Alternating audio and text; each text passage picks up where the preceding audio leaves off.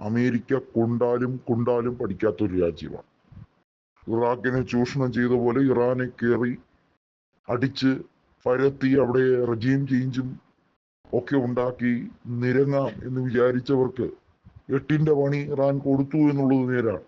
പക്ഷേ അവിടെ കൊണ്ട് പ്രശ്നം തീരുന്നില്ല. ഇസ്രായേലിനെ സംരക്ഷിച്ചു പിടിക്കുന്ന 51ാമത്തെ സ്റ്റേറ്റായി തന്നെ ഡൊണാൾഡ് ട്രംപ് കണക്കാക്കുമ്പോൾ നെതന്യാഹുവിന്റെ റെജീം ചേഞ്ച് ഇസ്രായേലിൽ നടപ്പിലാക്കാൻ വേണ്ടിയുള്ള നീക്കം ഇറാൻ വീണ്ടും പൊടിതട്ടിയെടുത്തിരിക്കുകയാണ്. അതായത് ഇറാൻ വളരെ വ്യക്തമായി പറഞ്ഞു, അമേരിക്കയുമായി അനിശ്ചിതകാലത്തേക്ക് ഇനി പോരാട്ടമൊന്നുമില്ല എന്നുള്ള രീതിയിലേക്കാണ് വന്നിരിക്കുന്നതെങ്കിൽ പോലും ഉപാധികളോടെ കരാറിന്റെ അടിസ്ഥാനത്തിലായിരിക്കും ഇനി ഭാവി തീരുമാനിക്കപ്പെടുന്നത്. എന്നാൽ ഇസ്രയേലുമായി ഒരു കരാറുമില്ല, ഒരു സന്ധിയോ സംഭാഷണമോ ഇല്ല.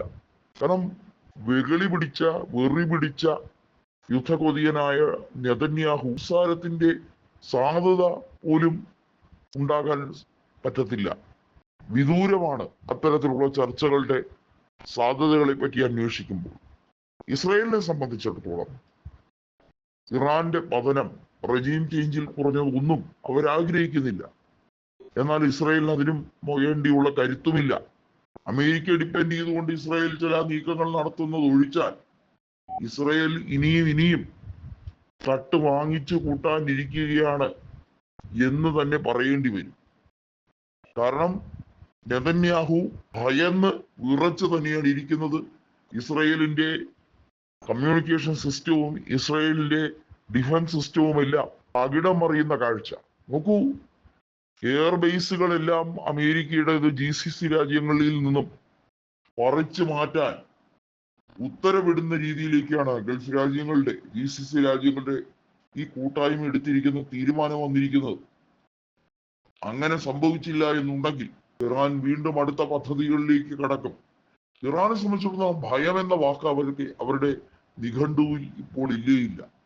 ഭയപ്പെടുന്ന അമേരിക്കയാണ്. സർവ്വസന്നാഹങ്ങളും കൈമുതലായിട്ടുള്ള ലോക പോലീസാണെന്ന് സ്വയം വിചാരിക്കുന്ന അമേരിക്ക യഥാർത്ഥത്തിൽ അവര് വിഷണ്ണരായിരിക്കുന്ന ഒരു അവസ്ഥയാണ്. അവരെ കൊണ്ട് തിരിച്ചടിക്കാൻ കഴിയുമോ എന്ന കാര്യത്തിൽ വലിയ രീതിയിലുള്ള അസ്വസ്ഥത രൂപപ്പെട്ടു. ആനയ്ക്ക് അതിന്റെ വലിപ്പം അറിയില്ല, അല്ലെങ്കിൽ അതിന്റെ ശക്തി അറിയില്ല എന്നൊക്കെ പറയുന്ന പോലെ ഒരു പാപ്പാന്റെ തോട്ടി കണ്ടാൽ ആന വിരണ്ടിരിക്കുന്നത് പോലെയാണ് അമേരിക്കയുടെ അവസ്ഥ എന്ന് പ്രതിപക്ഷം ഉദാഹരണ സഹിതം ഡൊണാൾഡ് ട്രംപിനെ നോക്കി കളിയാക്കുന്നു. എവിടെ പോയി നിങ്ങളുടെ ഭരണ രീതികൾ? നിങ്ങൾ ഒരു ദിവസം പറയുന്നതല്ല അടുത്ത ദിവസം പറയുന്നത്. യൂറോപ്യൻ യൂണിയന്റെയോ അല്ലെങ്കിൽ നാറ്റോ രാജ്യങ്ങളുടെയോ സഹായം ഞങ്ങൾക്ക് ആവശ്യമില്ല. പിന്നെ പറയുന്നു സഹായം ഞങ്ങൾക്ക് വേണം, ഞങ്ങളെ എന്തുകൊണ്ട് സഹായിക്കുന്നില്ല? ഈ യുദ്ധവുമായി ബന്ധപ്പെട്ട കാര്യത്തിലും ഹോർമൂസ് കടലിടുക്കിലെ വിഷയത്തിലും ഒന്നും നാറ്റോയോ UN ഒന്നും ഇടപെടുന്നില്ല. സുരക്ഷാ സമിതിയിലും ഈ വിഷയങ്ങളിൽ ഒരു തീരുമാനം ഉണ്ടാകുന്നില്ല. ഇത്തരത്തിലാണ് പരസ്പര വിരുദ്ധമായിട്ടുള്ള സംസാരമാണ്. വളരെ അവാസ്തവമായിട്ടുള്ള രീതിയാണ് കൃത്യമായും അമേരിക്കയുടെ പ്രസിഡന്റായ ഡൊണാൾഡ് ട്രംപ് ഫോളോ ചെയ്യുന്നത്.